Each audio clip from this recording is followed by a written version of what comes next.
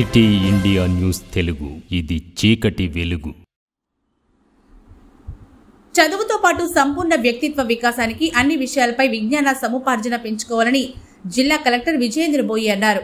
జిల్లా కలెక్టర్ కార్యాలయం సమావేశ మందిరంలో మహిళా శిశు దివ్యాంగుల మరియు వయోవృద్ధుల శాఖ ఆధ్వర్యంలో గురువారం జాతీయ బాల దినోత్సవం కార్యక్రమం ఘనంగా నిర్వహించారు.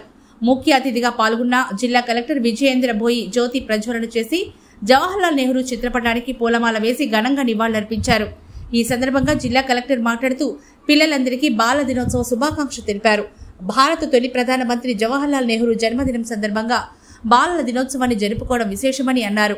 పిల్లలు పాఠశాలలో పాఠ్య పుస్తకాలతో పాటు మన చుట్టూ ప్రపంచంలో జరుగుతున్న శాస్త్ర, సాంకేతిక, సమకాలీన అంశాలపై విజ్ఞాన సముపార్జనకు ఇతర పుస్తకాలను కూడా చదవాలని సూచించారు.